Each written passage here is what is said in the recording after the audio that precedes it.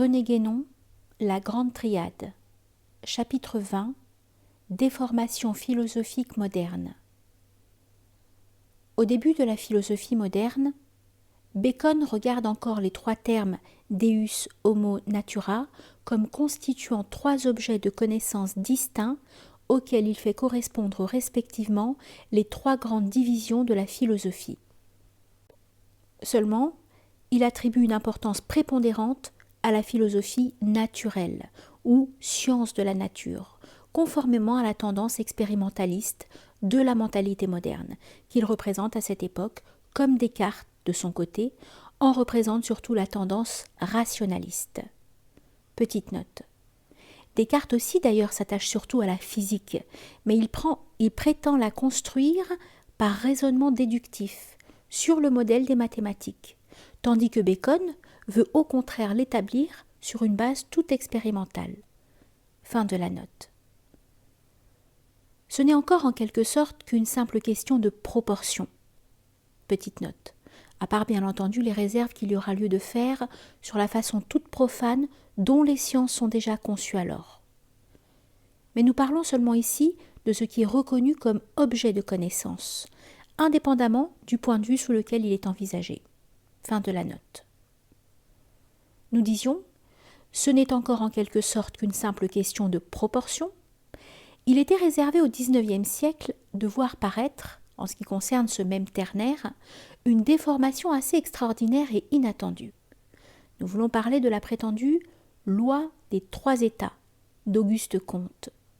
Mais comme le rapport de celle-ci avec ce dont il s'agit peut ne pas sembler évident au premier abord, quelques explications à ce sujet ne seront peut-être pas inutiles, car il y a là un exemple assez curieux de la façon dont l'esprit moderne peut dénaturer une donnée d'origine traditionnelle, lorsqu'il s'avise de s'en emparer au lieu de la rejeter purement et simplement. L'erreur fondamentale de Auguste Comte, à cet égard, est de s'imaginer que, quel que soit le genre de spéculation auquel l'homme s'est livré, il ne s'est jamais proposé rien d'autre que l'explication des phénomènes naturels. Partant de ce point de vue étroit, il est forcément amené à supposer que toute connaissance, de quelque ordre qu'elle soit, représente simplement une tentative plus ou moins imparfaite d'explication de ces phénomènes. Joignant alors à cette idée préconçue une vue tout à fait fantaisiste de l'histoire. Il croit découvrir dans des connaissances différentes qui ont toujours coexisté, en réalité, trois types d'explications qu'il considère comme successifs parce que les rapportant à tort à un même objet. Il les trouve naturellement incompatibles entre eux.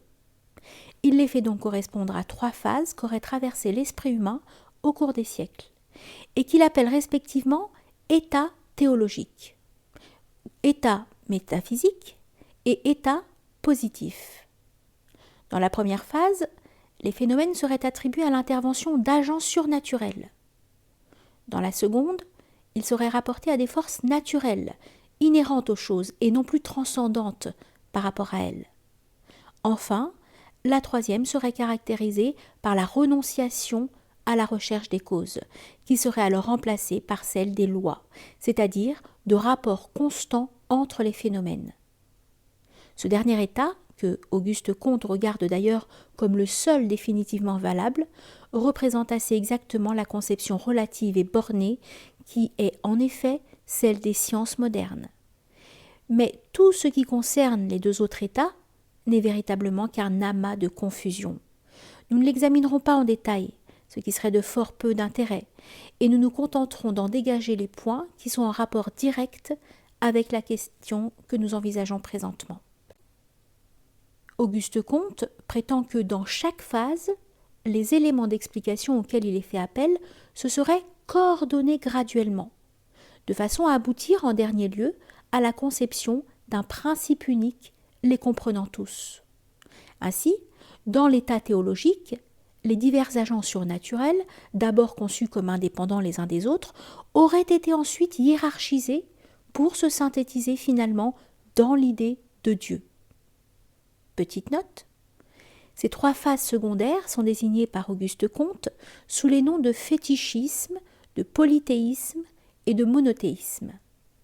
Il est à peine besoin de dire ici que tout au contraire, c'est le monothéisme, c'est-à-dire l'affirmation du principe un, qui est nécessairement à l'origine.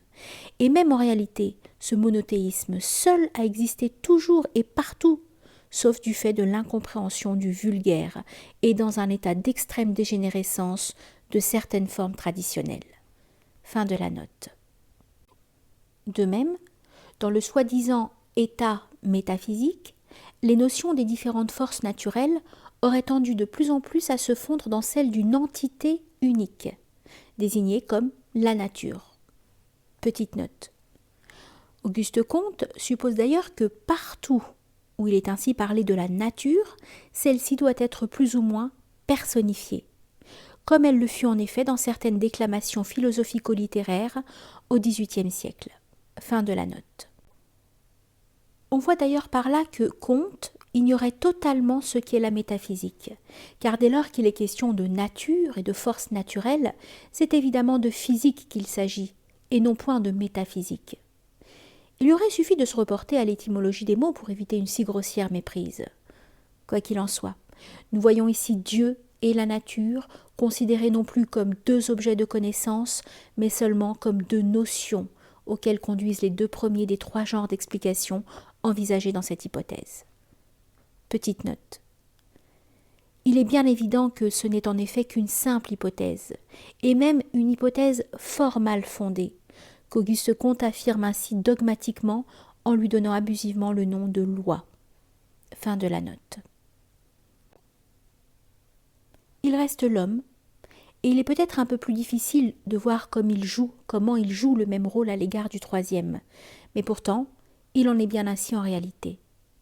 Cela résulte en effet de la façon dont Auguste Comte envisage les différentes sciences.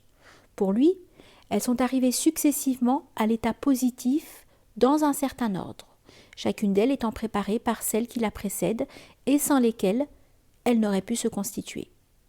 Or, la dernière de toutes les sciences suivant cet ordre, celle par conséquent à laquelle toutes les autres aboutissent et qui représente ainsi le terme et le sommet de la connaissance dite positive, science qu'Auguste Comte s'est lui-même donnée en quelque sorte pour mission de constituer, est celle à laquelle il a attribué le nom assez barbare de sociologie, passée depuis lors dans l'usage courant. Et cette sociologie est proprement la science de l'homme, ou si l'on préfère, de l'humanité, envisagée naturellement au seul point de vue social.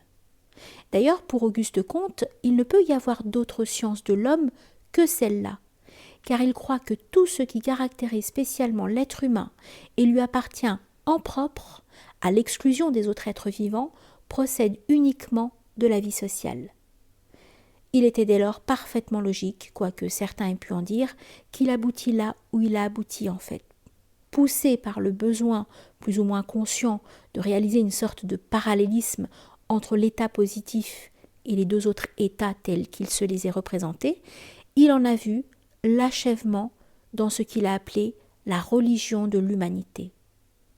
Nous voyons donc ici, comme terme idéal des trois états, respectivement Dieu, la nature et l'humanité. Nous n'y insisterons pas davantage, car cela suffit en somme pour montrer que la trop fameuse loi des trois états provient bien réellement d'une déformation et d'une application faussée du ternaire Deus homo natura. Et ce qui est plutôt étonnant, c'est qu'il ne paraît pas que personne ne s'en soit jamais aperçu. Petite note, l'humanité, conçue comme la collectivité de tous les hommes passés, présents et futurs, est chez lui une véritable personnification, car dans la partie pseudo-religieuse de son œuvre, il l'appelle le grand être. On pourrait voir là comme une sorte de caricature profane de l'homme universel. Fin de la note.